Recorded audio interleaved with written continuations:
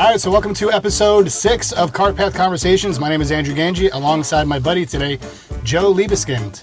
He is in charge. What the do you do again? It's hard. Referee, NBA referee scheduling. Yeah, we'll have to note that in the credits. That would you get a par on the first hole? Yeah, great putt, par. Yeah. First hole, not recorded. I would trade this humidity for an air-conditioned office any day of the week. The daycare has been a godsend for my golf game. Oh yeah. Family. It's not just a a guys club. It's Although, definitely a family club. When I pulled up, I asked the guy, I go, "Can I change my shoes out here?" And he's like, "Yeah." I was like, "Nice." That's how you know we're not stuck. Yeah. How do I get to that point where I can just play golf every day? Although some people in my family would say that I'm doing that now. I shot a DM to Ja Rule. I was like, "Hey, I know you play at Riverville Country Club a lot, and I play there all the time." Yeah. Oh.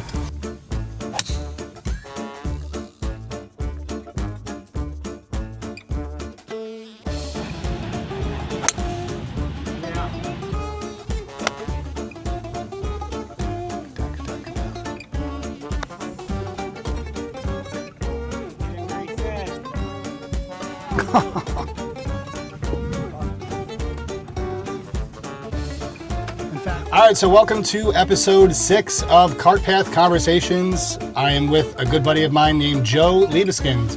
He is the director of referee scheduling for the NBA. So really interested in talking to him today, playing some golf at an absolutely beautiful country club, Hackensack Golf Club.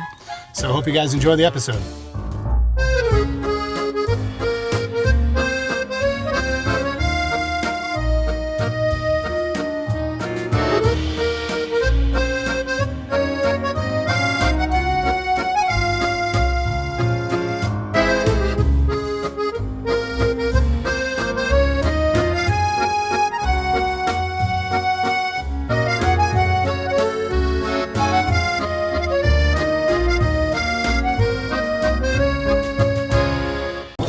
So tell me, how do you get to being in charge of scheduling all the referees for the NBA? Like, what is the plan of action, or what do you have to do to get to that level? Like, where does it start? Sure. To be honest, it was a complete accident for me. I went to school and studied finance. And graduated in 2008, which was a pretty bad time to try to have a finance job. Enter the workforce. Yeah. And so I got lucky, and I got an entry-level job at the NBA, what they call logging, and literally just starting a possession and ending a possession, and watching games live at night. Which sounds pretty cool as like a 22-year-old. Definitely a cool job, and you hang out with other people who love basketball, and you just watch games all night. And I was just going to do it as a way to make some money until I got a finance job. But then I met some cool people, started liking that, and I got moved up to a couple of different positions.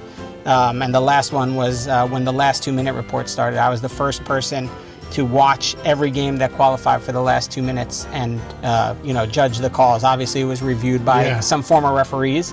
After me, I wasn't the end-all, be-all decision maker on that. They had just started the program, so I was the first person to ever do it, and I was doing it all by myself. It's a team of 15 people now that does it. After the bubble, my boss called me, and I had a Zoom set up when there was a couple of layoffs. I actually thought I was getting fired, and he told me, "You're gonna do the referee schedule," and I had no clue what it entailed. And I was how many total games are there in the season?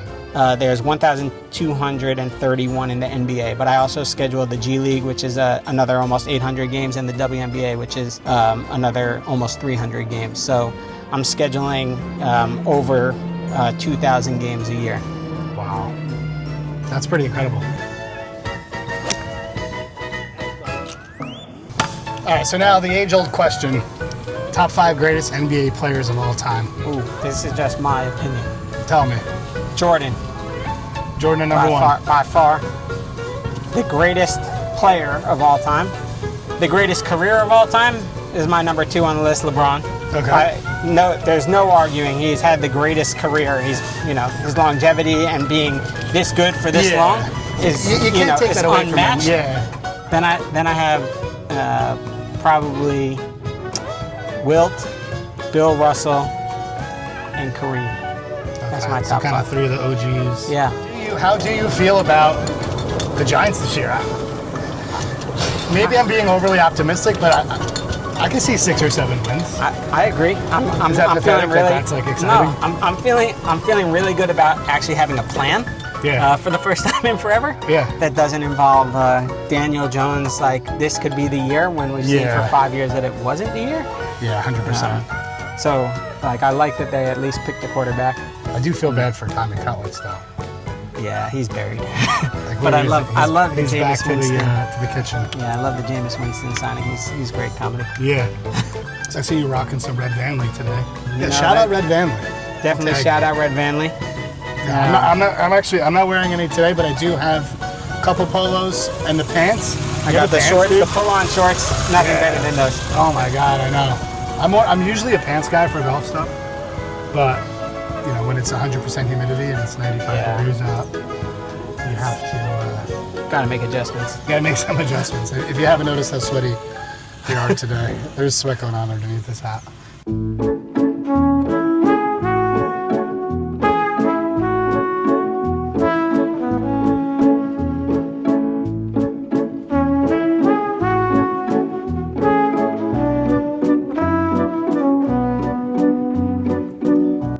So what's the process to do all the scheduling for 2,000 games? Like what is the metric for it? Sure. So we have a management team made up of a bunch of former NBA officials, and they kind of work with our analytics team and provide a ranking. So I get like a 1 to 75 ranking of the officials, and there's 3 positions: a crew chief, a referee, and an umpire. And in the NBA, the crews don't stay together, so they're mixing and matching. So we set out the preseason with a series of targets, of like game targets for each referee. So a lot of our crew chiefs are 60 to 65 games, and so then I'm breaking that down by month. So if you work 65 games, you're probably working between 12 and 15 games a month. And then we start laying out the schedule.